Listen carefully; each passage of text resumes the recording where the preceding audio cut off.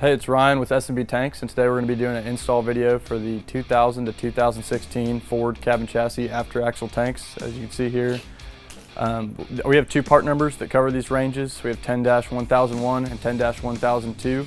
We're going to be installing the 10-1001, which is that tank right there, which fits the 2011 to 2016 trucks. But you can pretty much follow along, and we're going to show you the slight differences on the 10-1002 for the older cabin chassis after axle tanks. So to do this install, all you're going to need is a 19mm socket, 15mm socket, 8 or 10 inch extension, a pair of pliers, 8mm nut driver, your flathead, and a mallet. When you receive your tank, make sure you check your part number. It's opposite of the fill neck. This is a 10-1001. This tank looks very similar to our 10-1002, so make sure that you have the correct tank for your truck. And then also make sure that your 3 openings, your fill port, your vent port, and your rollover vent are all drilled out cleanly. And besides that, you should be ready to start the install.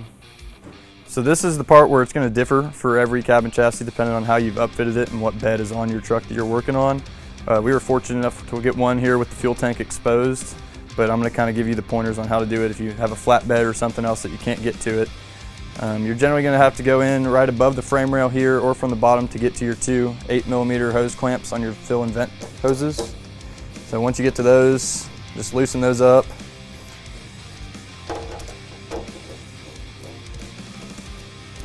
And once you have those loose, your best bet is going to be every truck you're going to be able to get to the outside of the frame rail pretty easily. So I just pull from the outside and twist, and they kind of pop right off.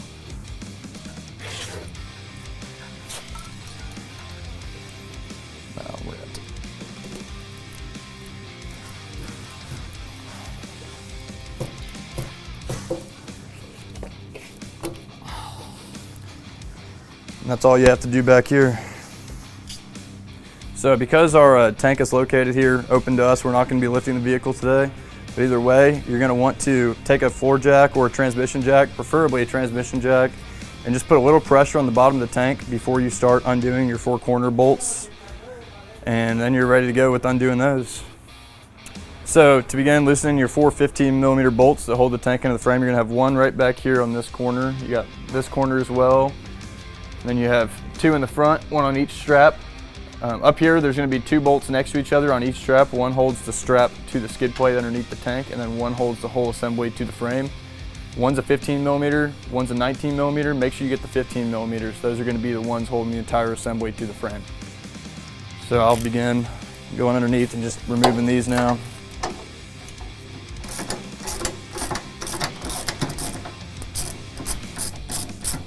So assuming you don't have this kind of visibility to your tank here in access, you're going to want to lower the tank about 8 to 12 inches while underneath the truck, as I'll show here. And you just want to get enough clearance to get to your lines and get a hand in there like he has right there. And once you have your hand in there, we're going to go ahead and show you how to get all the connectors off from the top just because we have really good visibility here.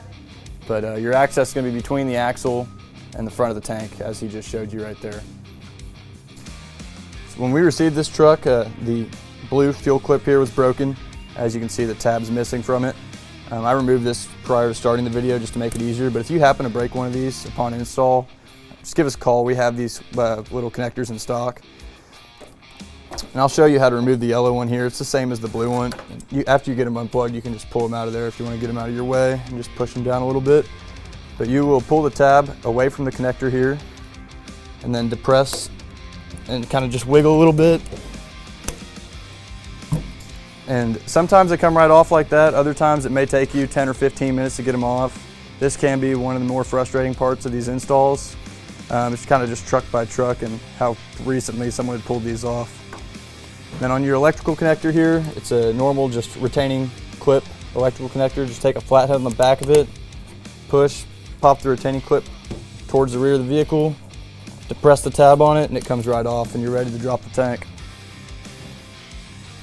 So here we've moved over to the earlier style 2000 to 2010 cabin chassis after axle tanks. You can see the sending unit looks a little different. You're gonna have different style connectors as well.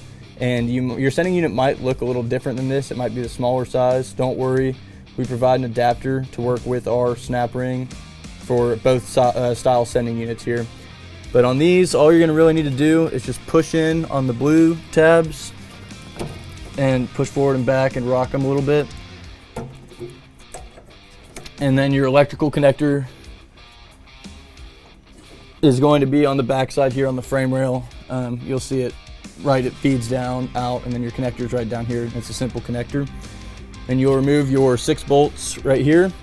You can discard these bolts as we replace you with a snapping ring, like the newer style truck I showed you earlier. You use the snap in with our gasket and our provided hardware here. And that's really the only differences you're going to see on the 2000 to 2010 trucks.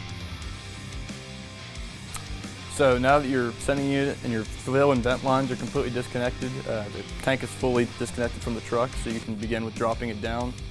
You might want to have a buddy help you, just keep it stable as you go ahead and let it down slowly.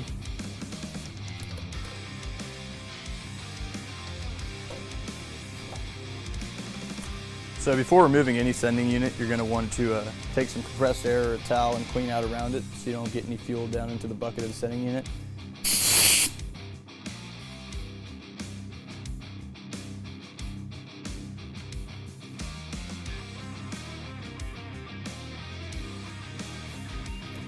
So now that that's clean, all you need is your dead blow and a flathead screwdriver, and figure out which direction you're going to knock out the ring. It goes clockwise. So before removing any sending unit, you're going to want to take some compressed air or a towel and just blow out any debris around it to make sure it doesn't get down in the bucket of the sending unit.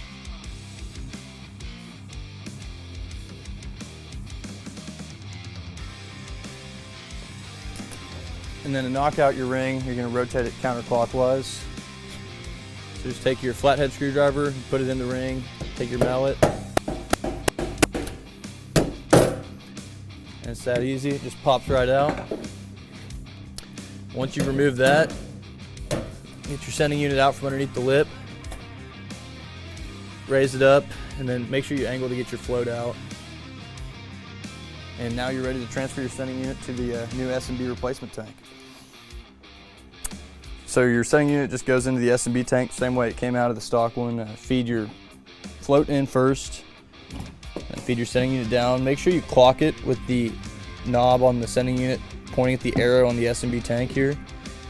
And it just pushes down. We had the O-ring seated in there before. Make sure your O-ring's seated flush. Put your ring back on, press down evenly all the way around, and give it about a quarter turn. Then you're good to come in here with your hammer. It goes in clockwise. And you're in. So on the sending unit end of your tank, you have your 2 strap bolts, one under each strap. It's a 19 millimeter. Just come in here and loosen both of those up.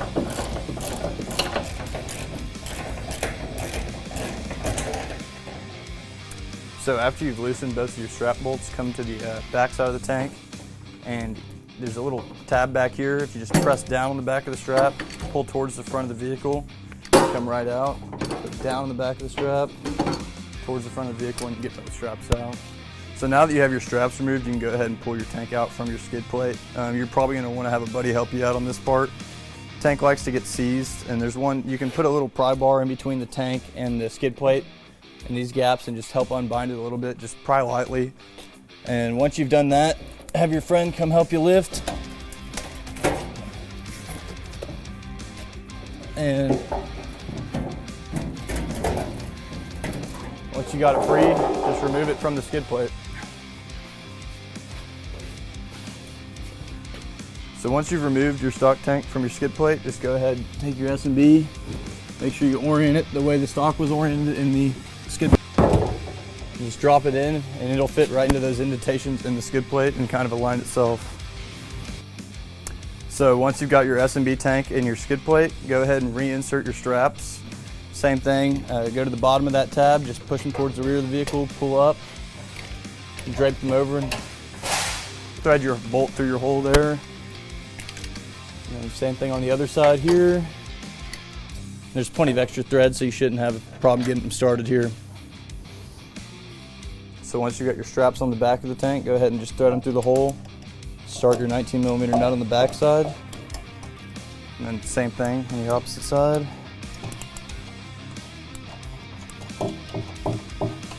and then just tighten down. So now go ahead and position your tank back onto whatever jack you're using. Roll it back underneath the truck.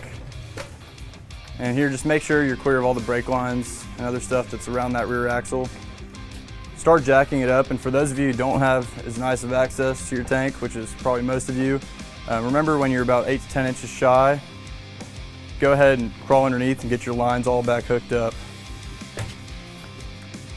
So again, most of you would have probably been doing this as the tank was about 8 inches below where it is now. But go ahead and clip your yellow one onto your front line. Blue goes onto your rear line. Electrical connector clips right on. And then remember to just push your locking tab back over. And if you unclipped any of your fuel lines out of this holder, go ahead and just clip those back down.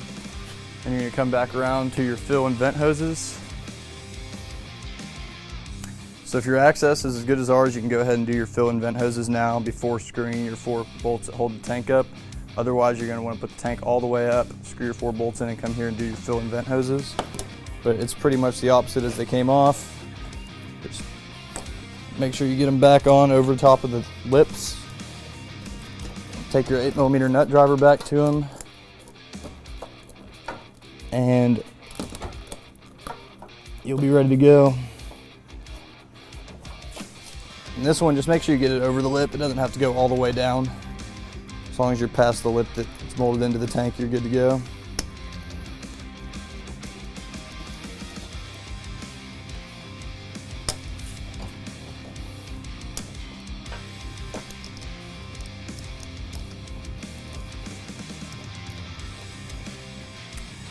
So now that your tank's either fully connected or you still have your vent hoses to do, go ahead and hand thread 2 back bolts in, as well as your 2 fronts, while lining it up on the jack.